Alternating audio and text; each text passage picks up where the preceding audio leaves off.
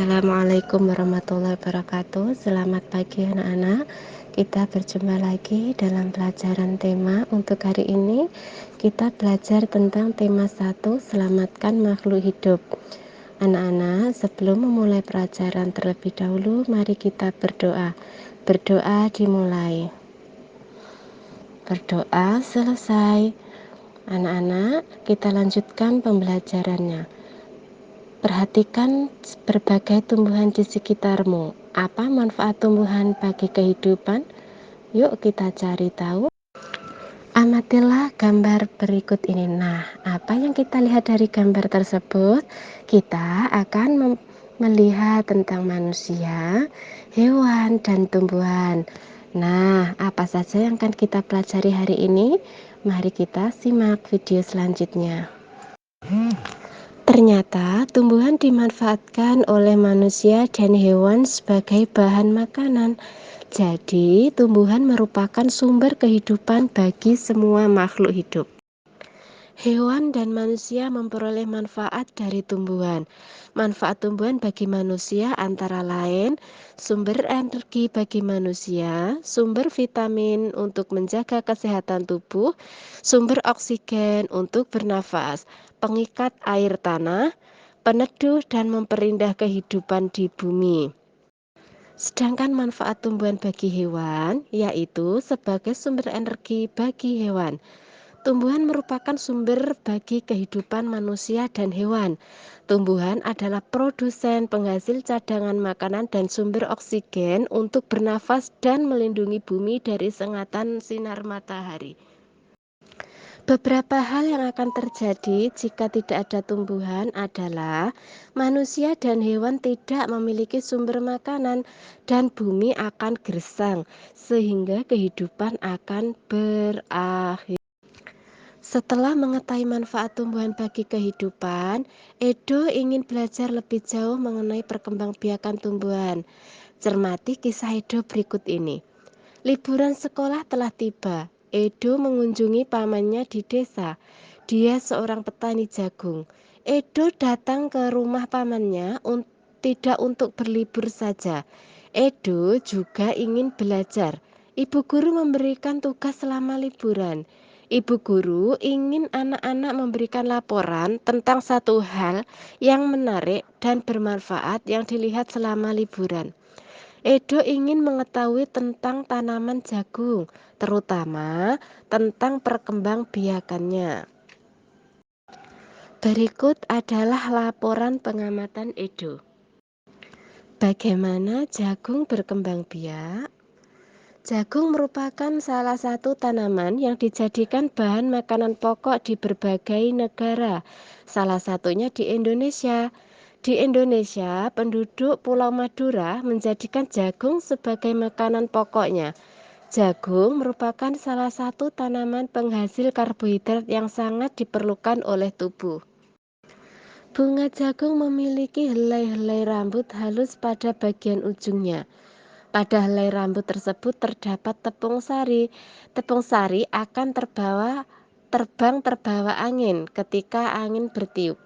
Tepung sari yang terbawa angin sebagian akan jatuh di kepala putek yang terletak di bagian bawah bunga pada pohon jagung yang lain.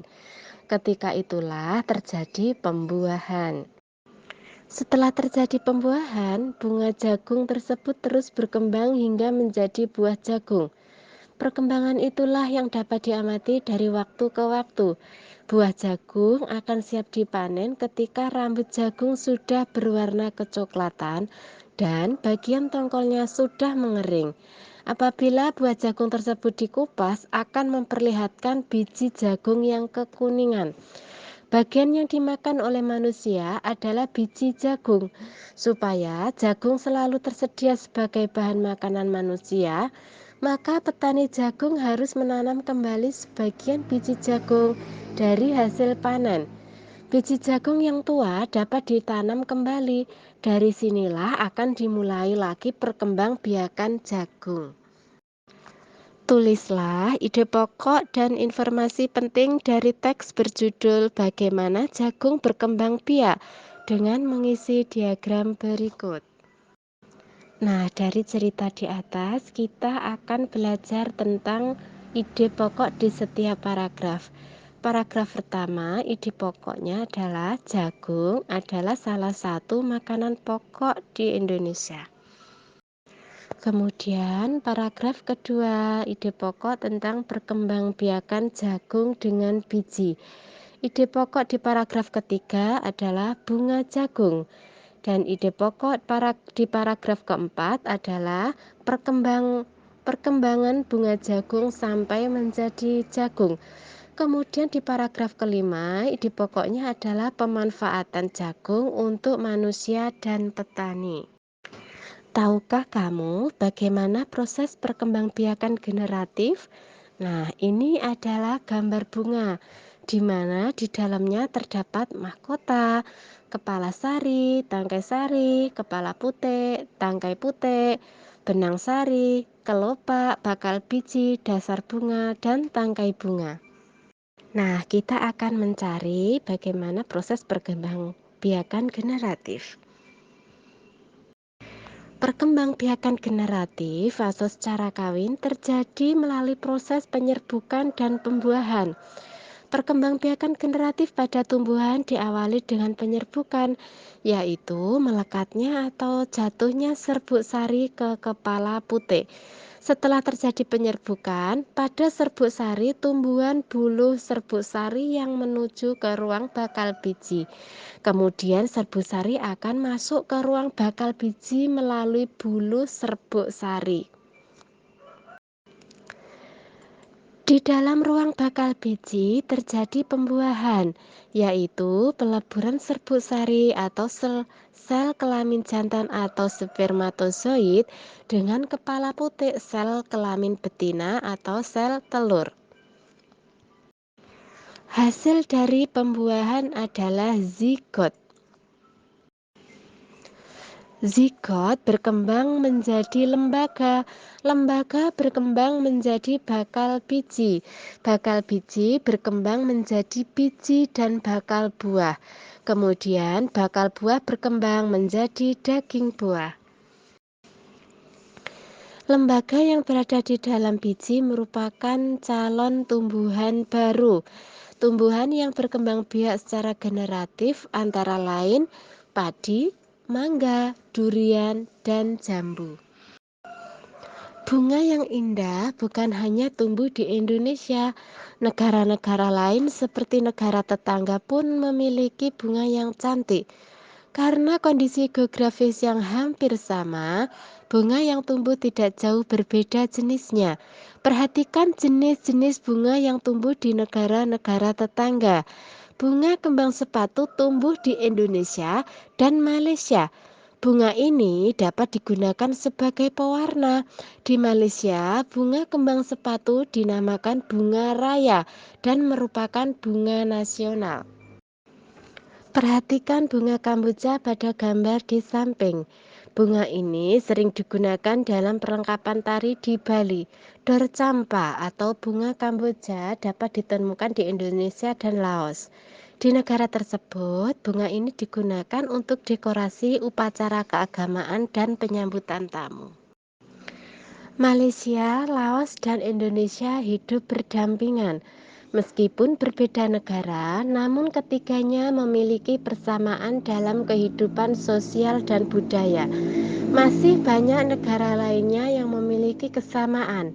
Oleh sebab itu, mereka menggabungkan diri dalam suatu organisasi yang bernama ASEAN, yaitu Persatuan Negara-Negara se-Asia Tenggara. Berikut adalah ke-10 negara ASEAN. ASEAN adalah sebuah organisasi internasional yang beranggotakan negara-negara di kawasan Asia Tenggara. Negara-negara ini bersatu karena adanya persamaan letak geografis dan kemiripan budaya. Kepentingan yang sama dalam memajukan pertumbuhan ekonomi, sosial budaya, serta menjaga keamanan kawasan menjadi dasar pertimbangan para tokoh-tokoh dunia pendiri ASEAN.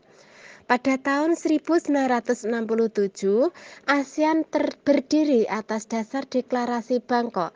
Saat itu, tokoh-tokoh dari 5 negara yang terlibat dalam diskusi menjadi pencetus dan pendiri organisasi. Ini adalah delegasi pendiri ASEAN. Dari Indonesia, ada Malik. Dari Filipina, Narcisco Ramos.